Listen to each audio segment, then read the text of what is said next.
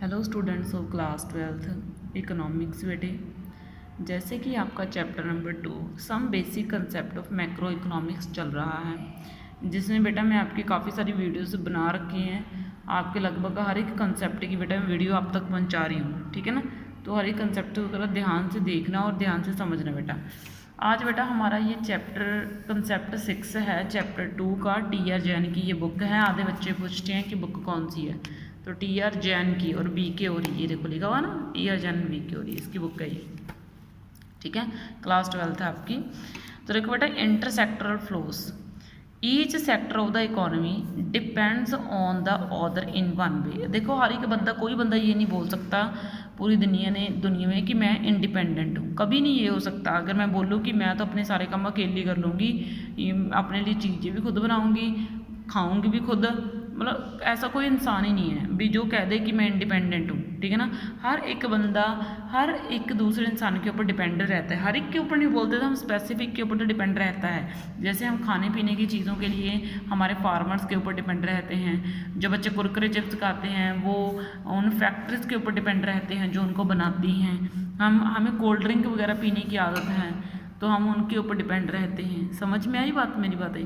तो मतलब each sector, चाहे वो हाउस होल्ड सेक्टर है, चाहे वो प्रोड्यूसर सेक्टर है, चाहे गवर्नमेंट सेक्टर है, चाहे एक्सटर्नल सेक्टर है, कोई भी सेक्टर ये नहीं बोल सकता कि हम इंडिपेंडेंट है। हर एक सेक्टर को एक दूसरे के ऊपर डिपेंड रहना ही पड़ता है। Each sector of the economy depends on the other in one way और the other. This is called, इसको बोलते हैं इंटरसेक्टर। इंटरसेक्टर यानी कि सेक्टर्स की एक दूसरे के ऊपर इंटरडिपेंडेंस। मैंने वर्ड कौन सा यूज़ करा, इंटरडिपेंडेंस, ठीक है ना। आपसी निर्भरता, सेक्टर्स की आपसी निर्भरता बोला जाता है उसको। ये देखो कुछ हम ना इंटरसेक्टरल एक मॉडल पढ़ेंगे, ठीक है। इंटरसेक्टरल मॉडल को पढ़ने के लिए हमें दो तरह की चीज़ों को समझना होगा, एक रियल फ्लो को और एक मनी फ्लो को। रियल फ्लो और मनी फ्लो क्या होते हैं मैं आपको समझाऊंगी, उससे पहले हम रियल और मनी का मीनिंग समझेंगे, ठीक है ना। देखो रियल और मनी दोनों का मीनिंग समझेंगे हम, ठीक है ना। इसको बाद में समझते हैं, पहले हम ये 4 पॉइंट डिस्कस कर रहे हैं। इंटरसेक्टरल फ्लो की क्या विशेषताएं हैं, क्या फीचर्स हैं, कैसे सेक्टर्स एक दूसरे के ऊपर डिपेंड रहते हैं। हाउस होल्ड सेक्टर देखो वो प्रोड्यूसर सेक्टर के ऊपर डिपेंड रहते हैं। हम तो प्रोड्यूसर सेक्टर के ऊपर वैसे डिपेंड रहते हैं क्योंकि हमें कंजम्पशन की चीज़ें तो वही देंगे ना, गुड्स सर्विसेज वही तो बना के देगी हमें प्रोड्यूसर सेक्टर। हमें साबुन चाहिए, हमें शैम्पू चाहिए, हमें कपड़े चाहिए, हमें खाना चाहिए, ये सभी चीज़ें बनी बनाई कहाँ से मिलती है भाई, हमें प्रोड्यूसर सेक्टर से तो मिलती हैं। और जो प्रोड्यूसर सेक्टर है वो भी हमारे ऊपर डिपेंड है। क्यों? क्योंकि उनको फैक्ट्री लगाने के लिए उनको भी तो ज़मीन चाहिए, काम करने के लिए अपनी फैक्ट्री में उनको एम्प्लॉयज़ चाहिए, है ना, लगाने के लिए पैसा चाहिए, ठीक है ना। तो ये सारी चीज़ें कहाँ से आएंगी, हम देंगे उनको। हम हाउस होल्ड सेक्टर उनको फैक्टर ऑफ प्रोडक्शन देंगे तो हाउस होल्ड सेक्टर काम करेगा। तो house hold sector factor of production के लिए हाउस होल्ड सेक्टर के ऊपर डिपेंड रहता है। कौन सा सेक्टर? Producer sector. जो गवर्नमेंट सेक्टर है वो तो हाउस होल्ड के ऊपर भी डिपेंड है, प्रोड्यूसर के ऊपर भी डिपेंड है। वो तो हमारे ऊपर भी डिपेंड है, प्रोड्यूसर के ऊपर, क्योंकि दोनों से इनकम भी मिलती है और दोनों से फ़ायदा भी होता है, ठीक है ना। तो प्रोड्यूसर एंड हाउस होल्ड दोनों गवर्नमेंट के ऊपर भी डिपेंड है भाई, क्योंकि गवर्नमेंट के बिना हम कुछ नहीं कर सकते, ठीक है ना। समझ में आई बात। हमारे ये रूल्स रेगुलेशंस, हमारी प्रोटेक्शन करना गवर्नमेंट का काम है भाई। तो इस तरीके से जो है ना डिपेंडेंस वो चलती रहती है। आगे देखो बेटा, अब हमने रियल फ्लो और एक है आपका मनी फ्लो, ये वाला, ये दोनों पढ़ने हैं। उससे पहले मैं आपको रियल और मनी का मीनिंग समझाऊँ। मनी का मीनिंग क्या है? मनी तो आपको पता है, जो कैश इन हैंड होता है, जो आपके हाथ में पैसा है वो आपका क्या होगा, मनी। आपको 50 रुपये दे दो, आपको वो ज़्यादा लगेंगे, है ना। मतलब आजकल के टाइम में तो नहीं, ठीक है।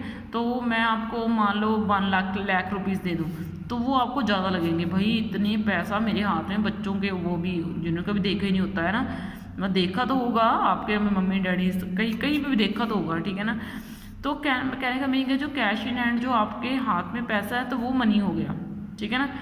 रियल में मना, रियल का मीनिंग क्या है? असल में, यानी कि एक्चुअल में आप उस पैसे से क्या खरीद पाते हो, क्या एक्चुअल में उस मनी से आपको क्या मिला, वो होता है रियल फ्लो।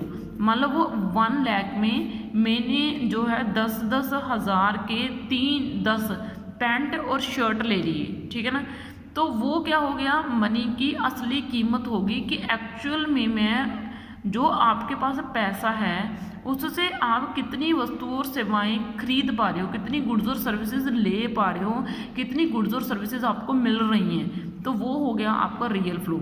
मनी यानी कि जो आपके हाथ में पैसा है, रियल फ्लो यानी कि आप उस पैसे से क्या गेन कर रहे हो, कितनी गुड्स और सर्विसेज आपको मिल रही हैं, तो वो रियल फ्लो हो गया।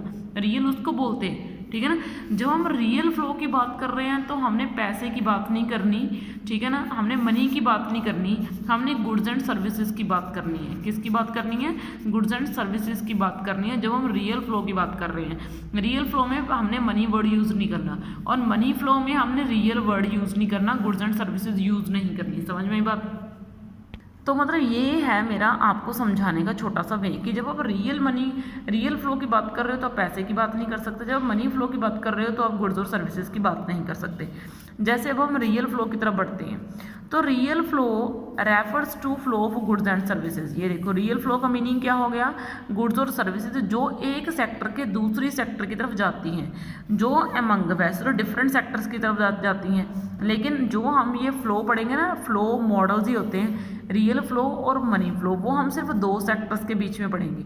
कौन से दो सेक्टर? एक तो हम लेके चलेंगे प्रोड्यूसर सेक्टर और दूसरा हम लेके चलेंगे हाउस होल्ड सेक्टर। यही वाले दो जो है ना हम पढ़ेंगे। ये पढ़ेंगे कि producer sector household sector के ऊपर कैसे डिपेंड रहता है और household sector producer sector के ऊपर कैसे डिपेंड रहता है।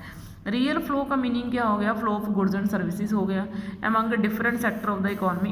इकोनॉमी के अलग अलग सेक्टर में वस्तु और सेवाओं के फ्लो को हम रियल फ्लो बोलते हैं। Flow of factor services from household sector to producer sector और flow of goods and services. ये देखो उसने क्या बोला, कैसे बनेगा ये फ्लो? हम फैक्टर्स पहुंचाएंगे, हम हैं हाउस होल्ड सेक्टर, वो फैक्टर मिलेंगे हाउस होल्ड सेक्टर से। किसको? प्रोड्यूसर सेक्टर को। प्रोड्यूसर सेक्टर को हाउस होल्ड सेक्टर से क्या मिलेंगे? फैक्टर्स मिलेंगे और गुड्स एंड सर्विसेज बना के प्रोड्यूसर सेक्टर हम तक देगा। तो ये क्या है भाई? डिपेंडेंस। ये देखो इसको ना एक डायग्राम के थ्रू बहुत अच्छे से समझाया गया। ये डायग्राम आपकी इंपॉर्टेंट है। इसको टू सेक्टर इकोनॉमी पता है ना कौन सी होती है? जिसमें हम सिर्फ दो सेक्टर मान के चलते हैं कि सिर्फ हाउस होल्ड सेक्टर और प्रोड्यूसर सेक्टर है, ठीक है ना। अब इसको ज़रा मैं अगर नज़दीक लेके आऊँ तो ये देखो हमारे house hold sector producer sector को क्या दे रहा है भाई? हमारा house hold sector producer sector को दे रहा है फैक्टर सर्विस, ठीक है ना। हम फैक्टर्स दे रहे हैं किसके? प्रोडक्शन के। ये देखो लैंड दे रहे हैं, लेबर दे रहे हैं, कैपिटल दे रहे हैं, एंटरप्रेन्योरशिप दे रहे हैं। ये चीज़ें house hold sector producer sector को दे रहा है और प्रोड्यूसर सेक्टर क्या दे रहा है? हाउस होल्ड सेक्टर को गुड्स एंड सर्विसेज दे रहा है, ठीक है ना। क्या? बना के, goods produced and sold by firms. ये देखो गुड्स दे रहा है, जो बना रही है ना गुड्स दे रहा है बना के हमें producer sector household sector को। तो ये हो गया रियल फ्लो, ठीक है ना, जिसमें हमने देखो कहीं पे मनी की बात नहीं करी। तो ये फिगर 2 है, वो क्या शो कर रही है हमें? रियल फ्लो शो कर रही है। Flow of goods and services flow sold by the firm to the household, जो फर्म्स यानी कि प्रोड्यूसर सेक्टर हाउस होल्ड को देता है। Flow of factor service render to household, जो हम फैक्टर सर्विस देते हैं उनको, ठीक है।